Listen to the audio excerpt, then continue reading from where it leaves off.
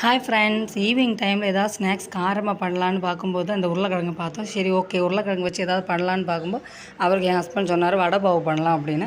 அதனால் வடை பாவு பண்ணுறதுக்கு நம்ம ஃபஸ்ட்டு உருளைக்கிழங்கை வந்து ஸ்மாஷ் பண்ணி நம்ம வேக வச்சு ஸ்மாஷ் பண்ணி எடுத்து வச்சுக்கலாம். அதுக்கப்புறமா ஒரு ஜாரில் வந்து இந்த 4 பச்சை மிளகு, பூண்டு, அதுக்கப்புறம் கொஞ்சோண்டு மல்லி இலையில் அந்த தண்டு அதுவும், அதுக்கப்புறம் போட்டு அரைச்சி இஞ்சியும் போட்டு அரைச்சி எடுத்துக்கலாம். பேன் சூடானதுக்கப்புறமா எண்ணெய் ஊற்றி அது கடுகு போட்டுக்கலாம். போட்டதுக்கப்புறமா ஜீரகம் போடலாம். ஜீரகம் போட்டதுக்கப்புறமா நம்ம காயப்பொடி இருக்குல்ல, அது ஒரு நல்ல வாசனை கொடுக்கும். காயப்பொடியும் போட்டு நம்ம அரைச்சி வச்சுருக்க அந்த மிக்ஸையும் போட்டு மிக்ஸ் பண்ணி விட்டுறலாம்.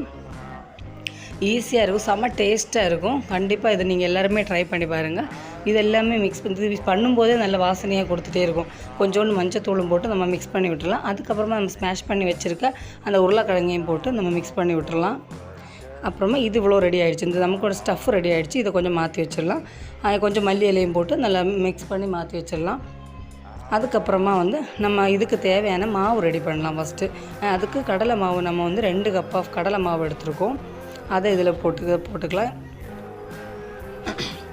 அதுக்கப்புறமா தேவையான அளவு உப்பு, அப்புறம் நம்ம காரத்துக்கு தேவையான மிளகாத்தூள், அப்புறம் கொஞ்சோண்டு மஞ்சத்தூள், இவ்வளோ போட்டு மிக்ஸ் பண்ணி விட்டுடலாம். நம்ம பஜ்ஜி மாவு ரெடி பண்ணுவோம் பார்த்திங்களா, அது மாதிரி ரெடி பண்ணிடலாம். ஆனால் இதுக்கு வந்து கிறிஸ்பியாக இருக்கிறதுக்காக நம்ம 2 ஸ்பூன் அரிப்பொடி எடுத்துருக்கோம். அரிசி பொடி வறுத்ததோ இல்லை வறுக்காதோ அந்த அரிசி பொடி வந்து எடுத்துக்கலாம் 2 ஸ்பூனு. அதுவும் போட்டு மிக்ஸ் பண்ணி நம்ம பஜ்ஜி மாவு ரெடி பண்ணுற மாதிரி நல்லா பீட் பண்ணி மாவு ரெடி பண்ணி வச்சிடலாம். மாவு ரெடி ஆனதுக்கப்புறமா இது கொஞ்சம் பஃபியாக வர்றதுக்காக நம்ம வந்து சோடா உப்பு சேர்த்துருக்கோம். சோடா பொடி சேர்த்து அதுக்கப்புறமா கொஞ்சோண்டு ஆயில் சேர்த்துருக்கோம். ஒரு சின்ன முடி ஆயில் சேர்த்துருக்கோம். எல்லாம் போட்டு அடித்து இதை வந்து நம்ம பூந்தி பண்ணலாம். ஃபஸ்ட்டு ஆயில் சூடானதுக்கப்புறமா வந்து பூந்தி வந்து நீங்கள் வந்து கரண்டிலையும் பண்ணலாம். நான் ஃபோர்க்கில் கொஞ்சம் கொஞ்சமாக எடுத்து அப்படி போட்டுக்கேன். நமக்கு தேவையான இது எதுக்கு நம்ம பண்ணுறோன்னா, நம்ம இந்த வடைப்பாவுக்கு தேவையான ஒரு மசாலா பொடி ரெடி பண்ணுறதுக்காக தான் நம்ம இந்த பூந்தி ஃபஸ்ட்டு ரெடி பண்ணுறோம். பூந்தி ரெடி பண்ணி நம்ம ஒரு பூந்தி மாதிரி நல்லா கிறிஸ்பி ஆகக்கூடாது. அதுக்கு முன்னாடியே நம்ம எடுத்துடலாம். ஒரு ப்ரௌன் கலர் ஆன உடனே நம்ம எடுத்துடலாம். கிறிஸ்பி ஆகும் முன்னாடியே எடுக்கணும். அது எடுத்து நம்ம கொஞ்சம் அளவு போதும், ஓவர் தேவை கிடையாது. நம்ம இது அடிக்கும்போது இதுக்கு தேவையான எல்லாம் ஒரு பொடி ரெடி பண்ணும்போது நமக்கு ஜாஸ்தி பொடி கிடைக்கும். 2 வட்டமாக இந்த மாதிரி போட்டு எடுத்துக்கலாம். அதுக்கப்புறமா இந்த பொடி இது எல்லாமே எடுத்ததுக்கப்புறமா நமக்கு இதுக்கு தேவையான என்னென்னு பார்த்தோன்னா, இதே ஆயிலில் வந்து ஒரு 4 பச்சை மிளகாய் வந்து நம்ம கொஞ்சம் பொரிச்சு எடுத்துக்கலாம். எதுக்குன்னா இது லாஸ்ட்டாக நம்ம வடை பாவுக்கு வைக்கிறதுக்காக இந்த பச்சை மிளகாய் பொரிச்சு எடுத்துக்கலாம். ஒரு 4 பச்சை மிளகு நல்ல ஒரு லைட்டாக கீறி விட்டுருக்கோங்க. அந்த காரம் இருக்காமல் எல்லாமே இருக்கிறதுக்காக லைட்டாக நடுவை வந்து ஒரு கத்தி வச்சு கீறி விட்டதுக்கப்புறமா அதை வந்து நம்ம பொரிச்சதுக்கப்புறமா கொஞ்சம் உப்பும் போட்டு மாற்றி எடுத்துக்கலாம்.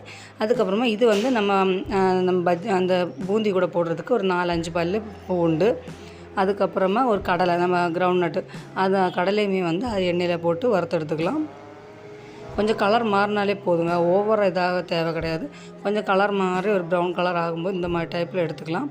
எடுத்து இதை கூட சேர்த்துக்கலாம். இது வந்து பொடி செய்கிறதுக்காக தான் செஞ்சு இதுக்கு வந்து இது இவ்வளோ போதும். இவ்வளோ போட்டு மிக்ஸ் பண்ணிக்கலாம். மிக்ஸ் பண்ணி நம்ம வந்து ஜாரில் போட்டு அடித்து எடுத்துக்கலாம். இது ஹாஃப் அடித்து எடுத்துக்கிட்டால் போதும். ஃபஸ்ட்டு ஹாஃப் அடித்து நம்ம எடுத்துக்கலாம். எடுத்ததுக்கப்புறமா இதுக்கு தேவையான மிளகாத்தூள் காரத்துக்கு ஏற்ற மாதிரி 4 ஸ்பூன் 5 ஸ்பூன் போடலாம். நான் 3 ஸ்பூன் தான் போட்டு எடுத்துக்கிட்டேன். 3 ஸ்பூன் போட்டாலே போதுமானது. அதுக்கு தேவையான காரம் கிடச்சிடும். இவ்வளோ போட்டு இந்த மாதிரி துருதுராக பொடிச்சு ஒரு சம்மந்தி அந்த ஃபார்மில் வந்து பொடி மாதிரி இட்லி பொடி மாதிரி எடுத்துக்கலாம். அதுக்கப்புறம் சட்னி செய்யலாம்.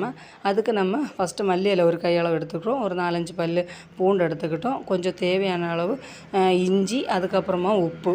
இது சின்ன இஞ்சி போதும். அப்புறம் தேவையான அளவு உப்பு, அதுக்கப்புறமா காரத்துக்கு தேவையான ஒரு 3 பச்சை மிளகு எடுத்துருக்கோம்.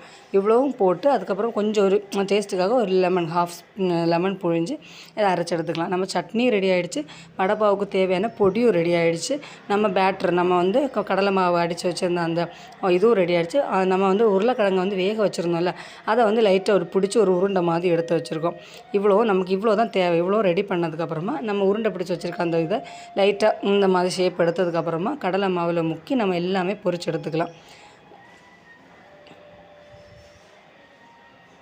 உருளைக்கிழங்கு ஸ்மாஷ் பண்ணும்போது நான் உப்பு போட்டு தான் ஸ்மாஷ் பண்ணேன். எல்லாமே பொரிச்சு திருப்பி போட்டு ஒரு ப்ரௌனிஷ் கலர் ஆகிற வரைக்குமே பொரிச்சு எடுத்துக்கலாம். இந்த மாதிரி வரும்போது நம்ம எடுத்துக்கலாம்.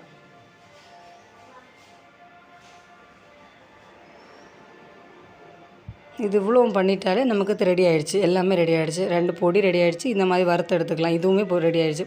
அதுக்கப்புறம் பன்னில் வந்து நடுவாக கட் பண்ணிவிட்டு ஒரு சைடு இந்த சட்னியும் ஒரு சைடு அந்த பொடி நம்ம ரெடி பண்ணி வச்சுருந்த அந்த பொடியுமே போட்டு 2 சைடுமே இது பண்ணிடலாம். காரத்துக்கு தேவையான அளவு கொஞ்சம் ஜாஸ்தி போட்டுக்கலாம்.